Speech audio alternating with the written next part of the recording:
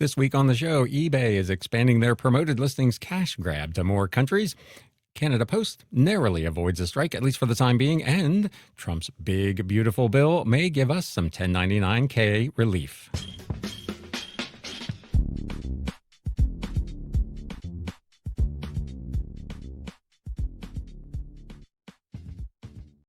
What is up, Galaxians? Welcome to episode number 298 of the Galaxy CDs, Rocks, and Flips Reseller Talk podcast. My name is Ryan, and I'm going to be your host here of what was recently named the number 2 reselling podcast you should listen to. Wild. Shameless plug, FeedSpot. I'll link to it in the show notes down below for anybody that's interested to go check it out. But I received an email that a group of panelists, I don't know how they do, I don't know what their methodology was, but they published an article of the 45 top reselling podcasts you should listen to. Number 1 was the Pure Hustle podcast, and number 2 was this little show that I do here from my basement. So that was pretty cool. If you follow me on Instagram, you saw me post about that earlier in the week. So we're in good company here. I appreciate it very much to the panelists and of course all of you who have watched and listened over the 5+ years I've been doing this that got this show enough notice, I guess, that it made that list. At spot number 2, we've got a bunch of news to go over this week. I was kind of hoping with it being a holiday week, we would not have much, but unfortunately, eBay and Etsy both have made some announcements and have got some things going on that we need to cover. There's some other news with some government services, so we're going to get into that. There will be timestamps, chapter markers, if you will, in the show notes and the video description down below if you want to go to a particular segment. And then at the back end of the show, we've got a little What Sold recap. I think there's only 8 things today. So that having been said, let's do this reselling news. News updates.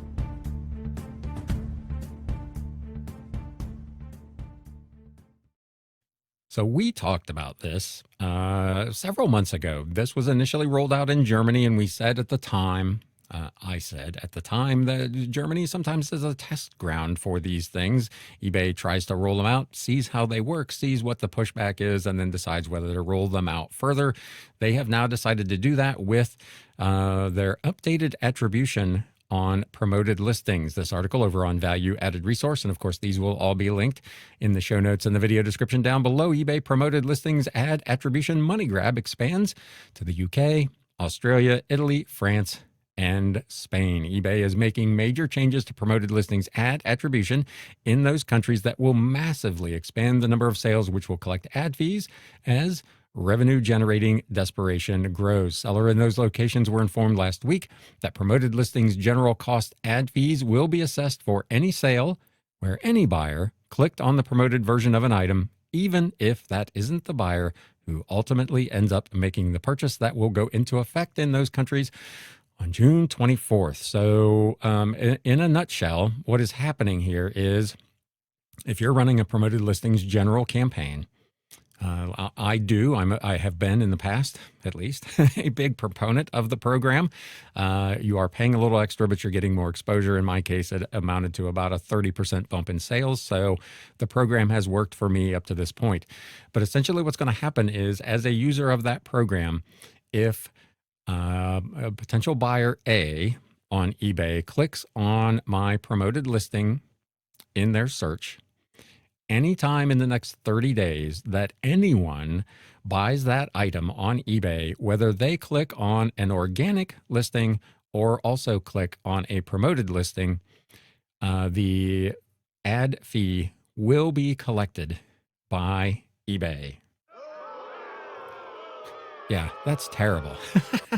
I questioned at the time. Certainly, I find it to be highly unethical. It is, as I said in the title, it is an absolute cash grab.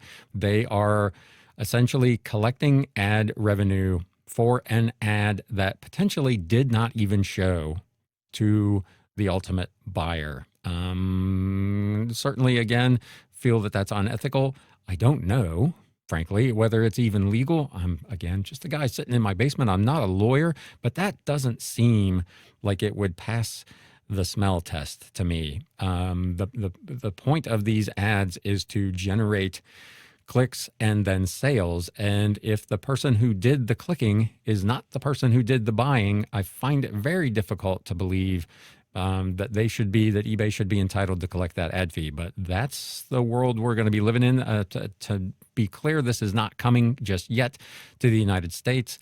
I would expect that it probably will at some point in the future. I'd be on the lookout for this. Again, this is one of the reasons I cover things going on internationally, because a lot of times they're test beds for things coming here to the US. The email that went out in those countries starting June 24th, 2025 for items listed on ebay.co.uk, .au, ebay.fr, ebay.it, and ebay.es. eBay will report an attributed sale from a general campaign when a buyer purchases the same item that was featured in the ad that was clicked on by any buyer in the most recent 30 days. Even again, just reading it a second time just makes my head spin. The ad fee is charged when a buyer purchases the promoted item from a general ad that any buyer clicked on in the most recent 30 days. The item must be promoted at the time of the click and the time of the sale. So if you end your promoted listing campaign at some point, this stops occurring. So I would be interesting. I would guess that they have found that in Germany, most sellers did not end their campaigns, or they would not be rolling this out to other countries, or at least a critical number of them did not end their campaigns, and this ended up making them more money in the long run than doing it the old way, or they would not be rolling it out. But essentially, if you cancel your promoted campaign across all your items or that particular item, this will not take place. So again, to use my example from earlier, buyer A clicks on the promoted listing ad, does not make a purchase on Monday.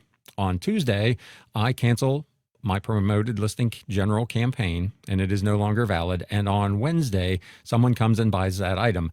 I would not be charged that fee. If that program has not been stopped, however, by me, that fee will be attributed for 30 days. Liz says, yes, you read that right.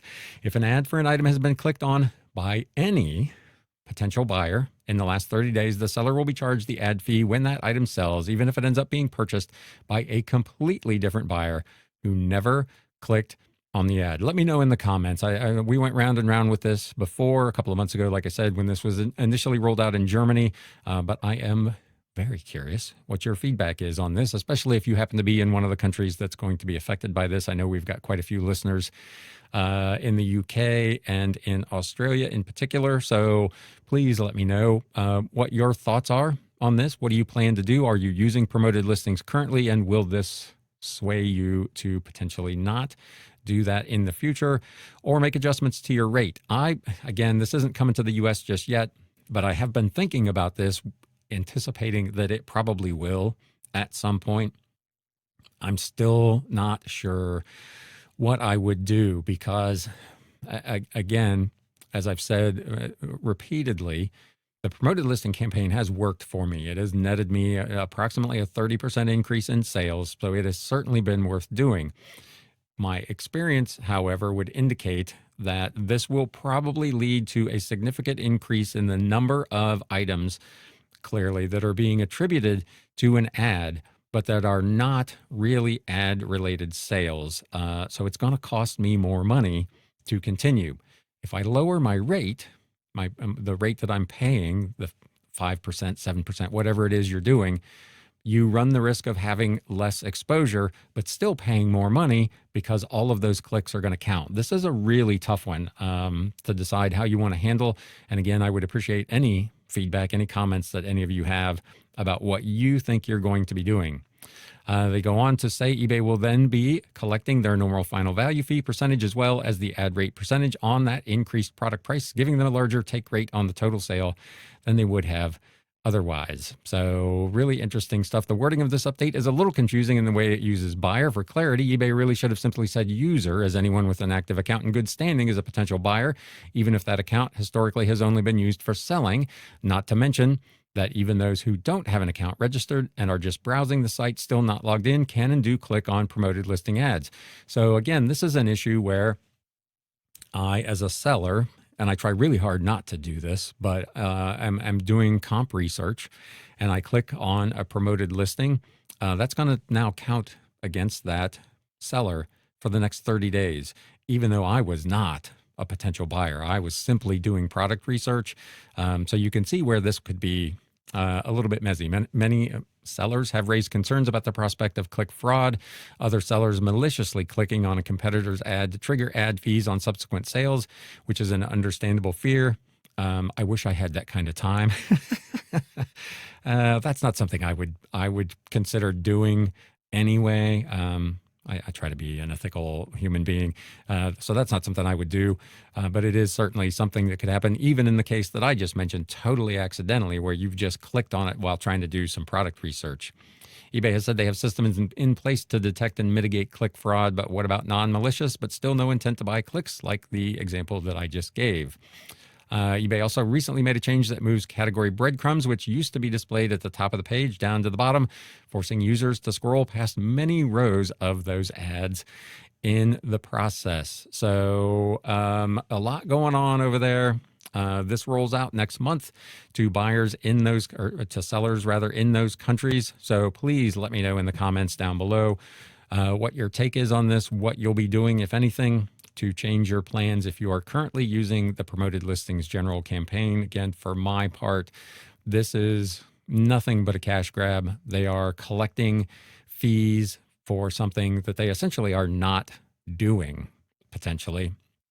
It seems as though, from what I've been able to gather, most of the sellers in Germany experienced a significantly increased rate of ads being attributed to this program. I've talked about previously that mine usually is about 60% of my sales are already attributed to a promoted listing click. Most of the sellers in Germany that have been on this program seem to be saying that their number has jumped to about 80%, and I would expect that that number will do nothing but continue to climb unless sellers end up opting out of the program altogether. So again, let me know what you think of that. eBay also made news this week. They're shutting down their TCGPlayer Syracuse warehouse, laying off union workers, and moving their authentication ops to Kentucky. We talked about this a couple of weeks ago, that they were in the process of opening a new facility, and they have now pulled the trigger on closing the facility in New York. The CWA has issued a statement on eBay's abrupt decision to close this authentication center, condemning what they say is an illegal action taken by the company to avoid bargaining with the union, for which they have filed yet another unfair labor practice charge with the NLRB. You may recall we talked about this a couple of weeks ago, that the group up there in New York had voted to unionize, and that eBay has not really been negotiating with them. And now, in what would appear to just be outright union busting, they're just closing the facility. The union also called out the fact that the eBay CEO's $21 million compensation last year is 536 times the average salary of the 200 plus workers whose employment is being terminated. So this is a messy one going on over there. The TCGPlayer CEO, Robert Bigler, broke the news internally via email, blaming space constraints that supposedly limited growth potential, causing the authentication center to operate at a loss, which the company believes can only be turned around by consolidating with existing eBay operations.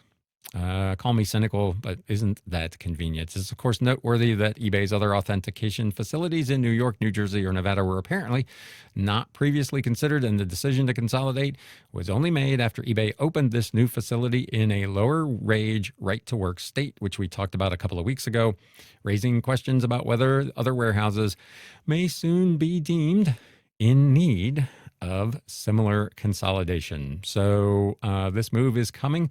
It's also interesting to note that the email mentions the TCGPlayer offices will also be closing, not just the authentication center, though apparently only authentication workers were informed of layoffs today, leaving room for the possibility of additional cuts to come. So eBay continues to, even on the union front, potentially brush right up against the edges of what may or may not be legal.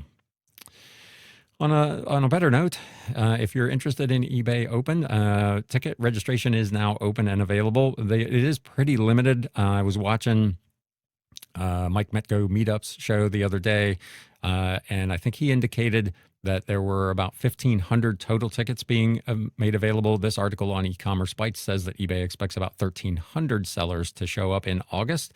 The annual seller conference is going to take place August 12th through the 14th at the Venetian Resort.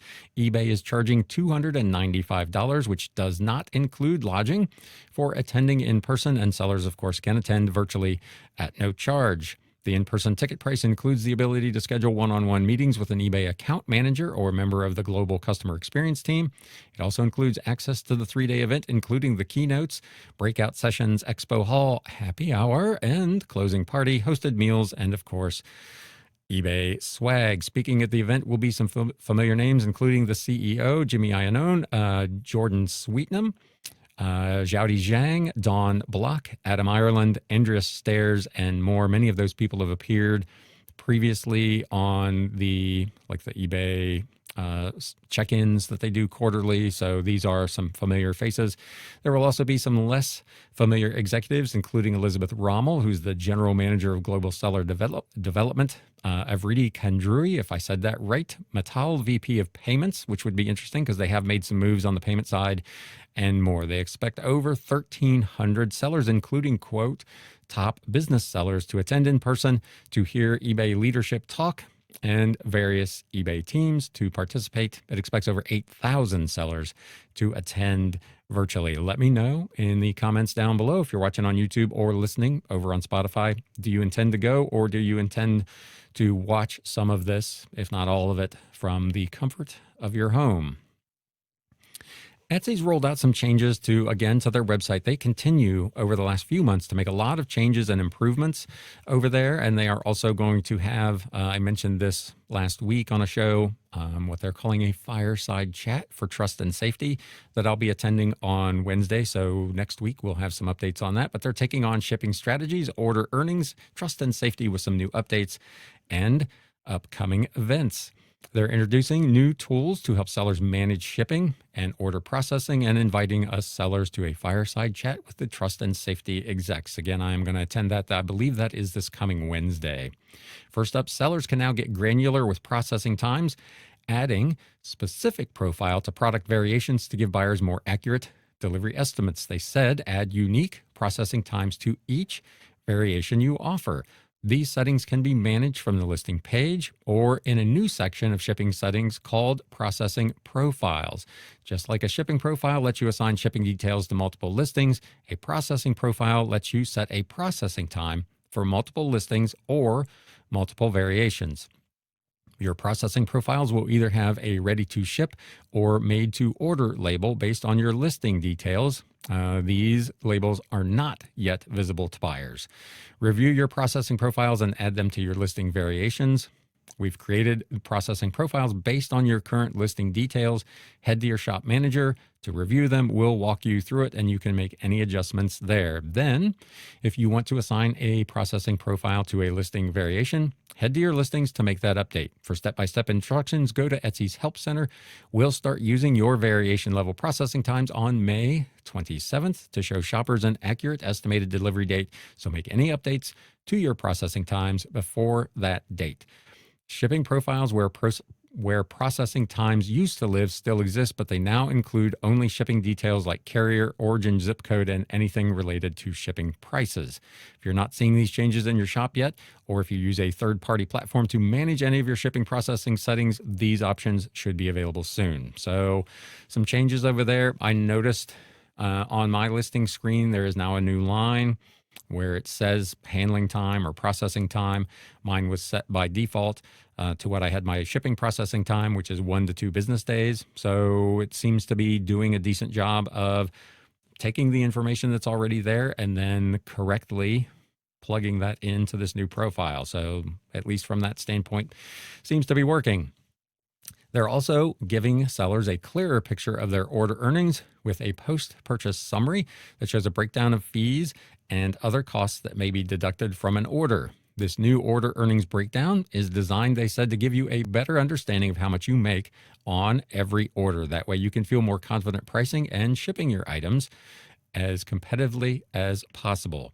Check out your order earnings to see how much you're making every time you make a sale. This post-purchase summary breaks down each order so you know how much you've made once Etsy fees and some other costs are deducted, which would include shipping cost if you use Etsy shipping. I looked at one of mine, and because I use Pirate Ship to ship, there's a message that says very clearly, because you used a third party to ship, we cannot calculate your profit total correctly, which is fine. It's something that I do on my own anyway. But it was interesting that it did capture that. And it also put in a little plug to try to get you to use their shipping labels. Marketing costs, transaction fees, payment processing fees, taxes, and Etsy funded coupon credits. Etsy suggests for sellers to use the order earnings summary along with their earnings calculator to fine tune pricing strategies. That calculator was launched last year, but sellers said at the time it only reflected some of the fees that they might be charged and was missing some key data. There is a link in this article, again, over on Value Added Resource, to a YouTube video from Etsy seller Pam Duthie, who showed demos of both the processing time for variation features and the order earnings breakdown in a recent video, giving Etsy a thumbs up for both updates. So that is linked in the article, and you can go check that out. Apparently, she is in favor of them. Finally, Etsy will be hosting a fireside chat event on May 28th. How Etsy crafts policy keeps our marketplace safe. It features the VP of Community and Communications, Kelly Clausen, the VP of Trust and Safety, Alice Wu, and Senior Director, Marketplace Policy, Sophie Duba. You can sign up for that if you would like, and if not, I will bring you the details next week after I attend. So some good stuff going on over at Etsy. I give them some credit. They have made some moves over the last couple of months. Some improvements on their website in particular that have been quite good. This addition, probably of the processing profiles to folks who are actually handcrafting things, will be really helpful. It doesn't really do much for me as a vintage book seller over there, but again, it's a nice add-on for sellers that are in that particular situation. The order earnings thing, again, I took a quick look at it. The way I do my accounting, I'm already aware of that, so it wasn't super helpful for me personally. But a lot of people who are not looking at that granular level of detail, it's a nice way to go in and really quickly get a snapshot of how much you made on that particular sale. Of course, your cost of goods notwithstanding, because they don't have that information. We talked a little bit over the last couple of weeks about potential strike for Canada Post. They have, at least for the time being, averted that situation. The Canada Union of Postal Workers has announced a national overtime ban, and as a result, Canada Post will continue operating, though customers may experience some delays. As the two parties continue to negotiate, there remains the possibility of a strike evolving or escalating. As a result, please note that USPS and eBay International standard delivery shipments to Canada will remain temporarily disabled on eBay labels. I've talked to several sellers about disabling Canada as in particular as somewhere they ship to if they ship on their own, or to do so on other sites like Etsy, for instance, so that they don't get caught in this. However, as I pointed out a couple of weeks ago, if you are a user of eBay International Shipping, that will continue to operate as business as usual, because they have already made other arrangements to make sure that the items that go through their processing facility still get delivered. So the strike, at least for the short term, it has been averted, but it's still a long slog up there. This has been going on, this negotiation, for what feels like coming up on 8 months now, maybe a little bit longer. So we're probably not out of the woods here, but at least temporarily some good news up in Canada. Last thing, this will be good news, particularly for hobby sellers and, the kind of lower volume sellers. The Republican-led House has passed the One Big Beautiful Bill Act, and there will undoubtedly be continued debate about the full economic implications of the budget, which we will not get into here today. But there's at least one big win for online sellers, with a provision lifting the threshold for 1099K reporting back to its previous levels of more than $20,000 and more than 200 individual transactions. eBay in particular has been lobbying super hard for this. Their eBay Main Street Virtually every email they have sent out over the last several years has suggested that they continue to lobby Congress on our behalf to get these 1099K thresholds moved back to where they were previously. And if this bill passes the Senate and is signed into law, despite what anybody might think of any of the other provisions of said bill, this is probably a win for most sellers because it was due to drop to, I believe, $2,500 this year. Under the current law, third-party payment processors like PayPal, Venmo, and Cash App, as well as marketplaces like eBay, Etsy, and Amazon must issue this form to payees receiving gross payments exceeding $600 for goods or services, regardless of the number of transactions. That was going to be phased in. That number wasn't going to hit until next year. This year, it was going to be $2,500. The change in those thresholds was supposed to take effect a couple of years ago, but they have made these changes and delays. And it's probably helped out a lot of people, to be fair, but now this is going to be changed completely. If this passes, could all change if the One Big Beautiful Bill Act is passed and signed into law as currently written, with Section 111104, repeal of revision to de minimis rules for third-party network transactions, returning the 1099K threshold to previous levels. It's important to note that this change will not retroactively impact 1099K reporting for last year. You should have already received 1099Ks, so this is not going to change that, but it will raise the threshold, assuming it passes, for this tax year. So next year, it may impact whether or not you receive a 1099. It would only apply to the federal 1099K reporting requirements. Several states, please note, do have their own laws with lower thresholds, which will remain in place. So if you're in one of those states, those laws will still apply. So you may still get a 1099K because your state has a lower threshold. And a reminder, this channel is not I'm not a tax accountant or a tax lawyer, but just because you don't receive a 1099K, that does not necessarily mean that you don't have to report or pay taxes on any income made through e-commerce sales below that $20,000 threshold. As always, you're encouraged to consult a qualified tax professional to determine how this change may affect your specific situation. So there you go. Some relief on the 1099K front. With that, again, let me know what you think, particularly of that eBay cash grab with the proponent listings things. If you got something out of this news segment, do me a favor, hit that thumbs up button if you're watching on YouTube, and let the algorithm know that at least this part of the show was a productive use of your time. With that, let's do some What Sold.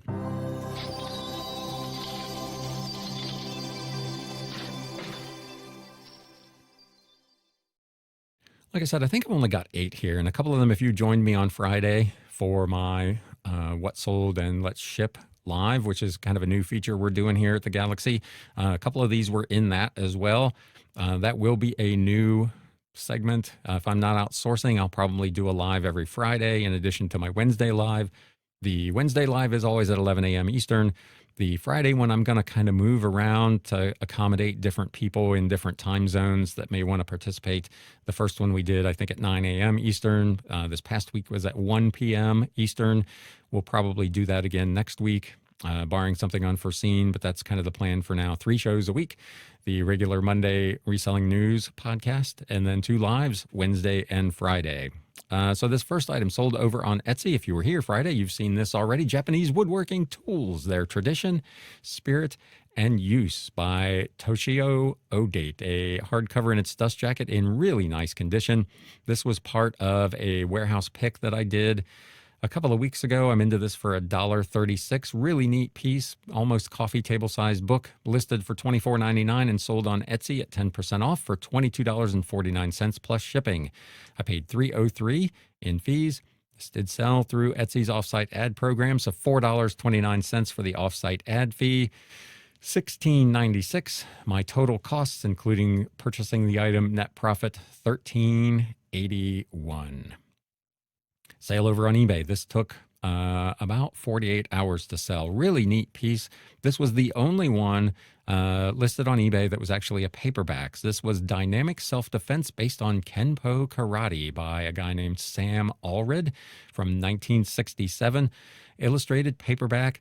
Appeared to be maybe self-published, and then the book must have gotten purchased by a larger company because it came out. There were a bunch of copies of this from 1969 that were hardcovers. This went up as the only paperback and sold again almost immediately for full price. I listed it for $22.99. Was part of a big lot of books that I bought for a total of 38 cents a piece. $22.99 plus shipping. The order total $29.93. I paid $4.52 in fees. Total net profit $18.09 on a $22.99 sale. I will take that. Another one on eBay. This one I tried at auction. So this is Hear Ye of Philadelphia by Polly Kern. It's a first printing illustrated hardcover in its dust jacket from back in 1968. This was the only one listed on eBay. There was Hear Ye Boston and Hear Ye a couple others, but nobody had Philadelphia. I couldn't really find any good comps on it, so I put this up at an auction starting at $24.99, and that's where it closed. It had 3 or 4 watchers, but only one bid. I'm fine with that. I bought it in a lot for 38 cents, so I still did all right on it, but I was hoping maybe this would bid up. Neat old kind of juvenile history book, if you will. Sold for $24.99 plus shipping, $4.76 in fees, $2.25 in the promoted listing fee, 38 cents again, my cost of goods sold, net profit $17.60. Another one on eBay. Psychosomatic Medicine, Current Trends and Clinical Applications from 1978, a second printing, paperback. Interesting book. Old medical books, they can be good. They're not all great. I've got a bunch of them that are not worth a bunch of money. But some of them are interesting and do reasonably well. This is one that I picked up as part of a big purchase for 63 cents, and it sold for $29.99 plus shipping. $5.97 in fees. Again, 63 cents cost of goods sold, net profit $23.39 for a book from 1978 about psychosomatic medicine, current trends. Really interesting. Another old textbook. This was part of a big lot of science and industrial texts that I bought a couple of summers ago. This is Semiconductor Diode Lasers by Campbell and Mims, a first edition, first printing paperback from 1972. So fairly old. Again, these old science books can really be good. I think I had this listed originally for $39.99. It is currently on sale, or was, because now it's sold for $32.49 plus shipping. The buyer paid a total of $39.07. I paid $5.78 in fees, $2.77 for promoted listing fee. At least I know they clicked the ad, right? At least in theory. That assumes you trust eBay's click stats to begin with. Anyway, I digress. My cost of goods sold, 94 cents. Total costs, $16.07, leading to a net profit, $23. Again, if you were here Friday, you've seen this, My Arabian Days and Nights by Eleanor Calverley, a 1958 first edition hardcover in its dust jacket. Part of a big lot that I bought for 50 cents a piece. Listed for $49.99, got an offer of $40 plus shipping and went ahead and sold it. $7.09 in fees, $3.45 for the promoted listing fee. Total cost to me, $19.63, leading to a net profit of $28.96. A Martyr Speaks, Journal of the Late John Allen Coe. This is a 1994 CPA reprint illustrated paperback. It was in pretty decent condition, fairly hard to find book. Listed and sold on eBay for $42.99. This again was part of a big lot that I was into for just 38 cents. So this is a pretty nice little flip. The buyer paid a total of $54.77. I don't know where they live, but the sales tax was over $7 on this thing. Oh, goodness. That is a big, big number. I paid $6.96 in fees, $3.38 for the promoted listing fee. Again, the cost of goods sold just 38 cents, which led to a net profit of $32.27 on a sale of $42.99. And you've probably seen this one already as well, George Jeffrey's Tactics and Grand Tactics of the Napoleonic Wars. This was on my live on Friday as well, written by Ned Zaparko. A very rare paperback. I found one old sold comp on this for, I believe, $32 or $34.99. I ran this at an auction starting at that price, and this did get multiple bids, bidding up to $52.99. This was also part of that private pick I mentioned at the outset, so I'm into this for $1.36. Buyer paid a total of $62.37, including shipping. I paid $8.99 in fees, $4.43 in the promoted listing fee. Total costs, including all my fees and shipping, $24.16. Net profit, $38.21. And that will round out our what sold this week.